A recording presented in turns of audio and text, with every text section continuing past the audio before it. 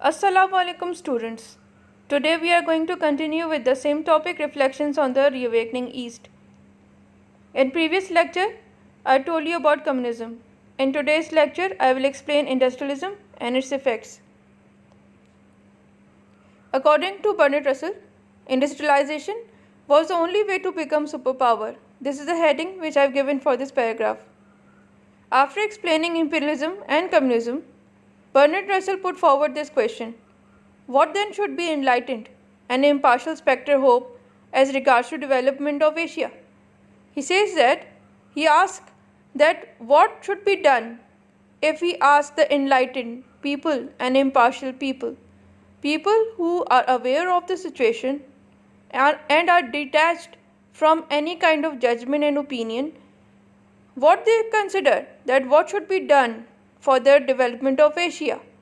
यानी वो उन लोगों से सवाल पूछता है कि जो लोग जानते हैं सारी गवर्नमेंट्स जो आई और चली गईं और जिनका नज़रिया उन पे बेस नहीं करता बल्कि वो एक खुले दिमाग से एक राय दे सकते हैं, तो वो क्या हो सकती है कि what should be the development of Asia, what should be done for it. There are some things which, though in many ways regrettable, it is to accept as conditions of survival in the world. The most important of these is the growth of industrialism.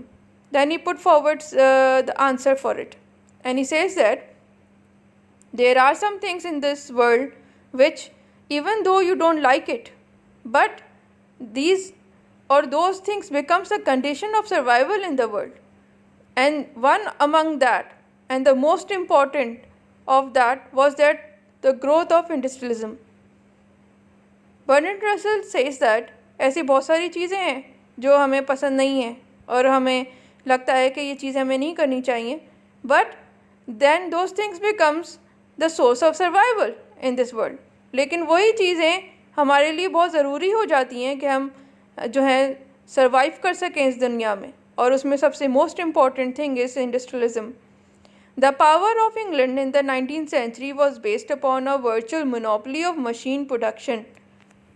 और जब England की बात की जाए, the power of England lies in 19th century, और वो किस में थी? मशीन प्रोडक्शन में. They have the monopoly of machine production. That means they were producing and planting industries in their country like mushrooms. Mushrooms बहुत जल्दी उगती हैं ना. That's the example I'm giving. That it's all game and a monopoly of machine production which brought England to its height of power in 19th century. And the power of Russia in the United States in present day is due to their supremacy in this respect. और उसके बाद after that the power shifted to Russia and United States in today's time is due to the same reason, because they also put forward this industrialism in their country foremost, an important thing to happen. उन्होंने भी industries लगाई और वो भी दुनिया में आगे बढ़ गए. This is a picture of England in 19th century. This explains it how they were planting and organizing their industries in their own country. This is a picture of the factory running the mill, the cloth mill. It's a cloth factory और they are mass producing it. यानी कि वो कपड़ा बना रहे हैं, mass produce कर रहे हैं उसे. This is again a picture of machinery being planted, organized. Let's say this is what was happening in 19th century in England. It is useless to talk against mechanization because it is a source of power and because those who lag have difficulty preserving independence. Bernard Russell explains that it's totally useless to go against mechanization. इसके खिलाफ खड़े हो जाना बहुत ही बेकार काम है, because it is the source of power and because those who lag have difficulty in preserving independence. क्योंकि ये एक source of power है दुनिया में रहने के लिए, और the countries which lag behind, which go against it, will lose their independence on their own country. To preserve and to have the hold of their own country and its independence, it was important for them to go for mechanization. When industrialism was new in England, it roused indignant protest on account of its ruthlessness and destruction of beauty. It happened so, ऐसा England में भी हुआ. When industrialism was in its beginning, बिल्कुल शुरुआत थी उसकी, then it also started riots, protest against it, यानी कि उसके खिलाफ बहुत सारे लोग खड़े हो गए. That because it was ruining their beauty, destruction of beauty was happening, it was polluting the environment. These protests were eloquently, in fluent or persuasive manner, was expressed in Carroll's Past and Present. It's the name of a book by Carroll. And what is written in the book about before industrialization, what happened in England, क्या होता था, और उसके बाद जब industrialisation हो गया तो उस मौजूदा दौर में क्या हो रहा है, ये सब कुछ कार्ल्स ने लिखा. And he was against it. But what happened? But they remained completely ineffective. Whatever protest he has done, it was completely ineffective. They are similarly ineffective in the present day. Gandhi, in spite of his influence over his compatriots, was totally unable to restore the spinning wheel. Gandhi and his ideology regarding spinning wheel was very interesting. He said that if India needs to be industrialized, or India needs to industrialize its villages, they should use spinning wheel. Spinning wheel was only used by hand, so it will never stand against the machinery which is run by a fuel.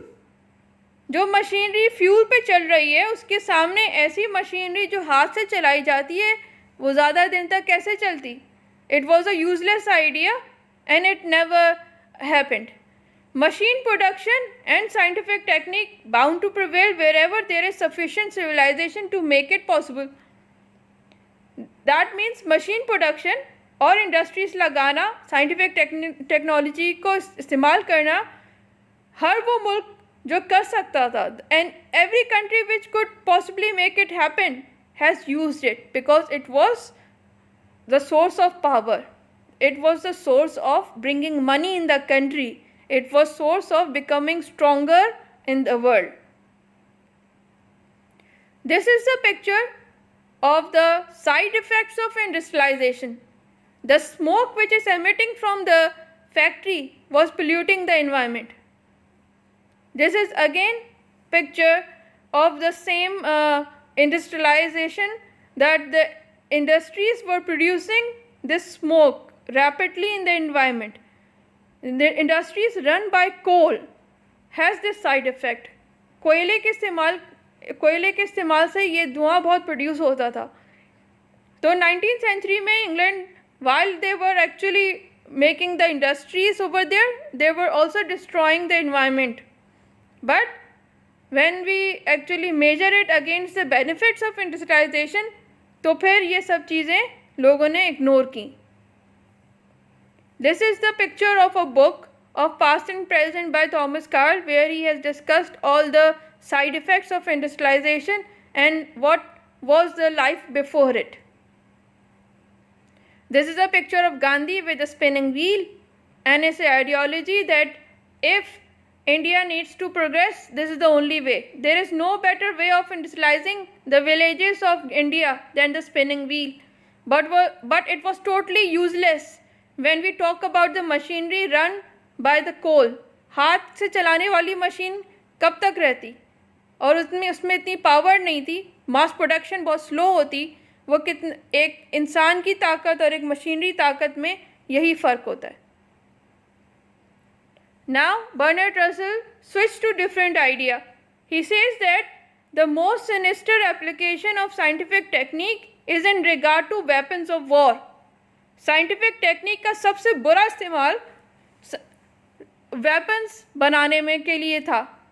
Must we fear that the independence of Asian countries will bring an increase in the amount of human energy devoted to war? Or may we hope that the new influence of Asia in the world will be thrown on the side of peace? This is very interesting questions which were put forward by Bertrand Russell and his idea regarding that Asian countries किसको follow करेंगे. या तो वो scientific technique और को अपनी सारी human energy इस पे डिवोट कर देंगी कि उससे वो वॉर के वेपन्स बनाएं, या फिर वो साइंटिफिक टेक्निक को यूज़ करेंगे पीस के लिए. What side Asia will throw its weight. Asia अपना वेट किस चीज़ के ऊपर रखेगा. It is to think it is too early to have an opinion as to what is likely to happen in this respect, but it is not too early to have an opinion as what is desirable. Bernard Russell की कहते हैं कि ये बहुत जल्द है, इसमें हमें ये पता करना या ये राय रखना that what will happen with Asia, what they will do, whether they will go for war or peace. But what we could do is that have an opinion which is desirable. The organization of the world into two vast blocks filled with bitter hostility for each other is disastrous. He says that very clearly, that if the world divides into two parts and they go against each other and have bitter hostility for each other, they are enemies, then it will become very disastrous. The existence of states not belonging to either bloc is to be welcomed, since it gives some hope that if a third world war breaks out, a portion of mankind will escape its horror. At this particular time, or he considers that if it is going to happen like this, then in this condition, if some countries which escape it, the countries which will not be part of the two world filled with enmity, then there is some hope that when the World War III will break out, some portion of mankind will escape it horror. ये बहुत obvious सी बात है कि वो मुल्क जो इन super powers या powers जो आपस में लड़ेंगी उनके साथ नहीं देंगे तो वो सेफ रहेंगे जब ये थर्ड वर्ल्ड वॉर शुरू होगी. I think Asia should seek to preserve what has been of value in its own traditional civilization and should not allow itself to tempt by some of the worst feature of Western thinking, under the impression that this is the only way to preserve independence. Then Bertrand Russell very carefully put forward this idea that Asia should seek to preserve what has been of value in its own traditional civilization, यानी अपनी civilisation पे ध्यान रखते हुए उसको preserve करने के लिए सोचें कि उसको हम कैसे बरकरार रख सकते हैं, and should not allow itself to be swamped by some of the worst feature of western thinking. And western thinking क्या थी कि इम्पीरियलिज्म के थ्रू कब्ज़ा कर लो, हुकूमत चलाओ, कम्युनिज्म के थ्रू दुनिया को चलाओ, अपनी मुल्क को चलाओ. That is not the good thinking. And the third could be कि जंग लड़ो, we should go for war. So all destructive thinking of Western society should not be taken by Asian. Asia ये इस Western thinking को follow ना करे. This is what Bertrand Russell wants to say. और ये जो ऊपर उन्होंने explain किया है that Asia should go for peace. This is what he wants, that if they go for Western thinking, they will destroy, because Western thinking always go for wars, destruction, power, domination. और Asia इस चीज़ों से बाहर आ सकता है if Asian countries should take out its own traditional civilisation, अपनी हुकूमत करें, अपने अंदर जो अच्छी चीज़ है उसको लेकर चलें. That will make it more peaceful for the world. और इस इम्प्रेशन से बाहर आ जाएं जो वेस्टर्न थिंकिंग का एक इम्प्रेशन है कि अपनी इंडिपेंडेंस को प्रिजर्व करने के लिए इनको ये सब कुछ करना पड़ता है, यानी कि जंगें लड़ना या दूसरे मुल्कों पे हुकूमत करना, उनको दबा के रखना. That domination is not necessary to preserve your independence. According to Bertrand Russell, industrialisation is the only way for Asia to move ahead in this world. This is for your own interest.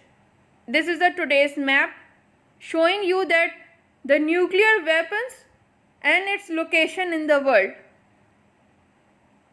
And you can see that it's all spread over. This is the map again for today's time. They're letting you know that if the World War III would happen, these are the countries which could be the part of it. United States, Russia, Turkey, Egypt, Syria, Iran, Pakistan, India, China, North Korea. And rest of the world is safe. But these countries could go on war if they go on war. this would be the result. 1 or 2 or 3 nuclear weapons will wipe out humanity from this world. So, this is it for today. The explanation of Bertrand Russell was very interesting regarding industrialization. This is the only thing which we could follow and have our power back in this world very peacefully. Thank you.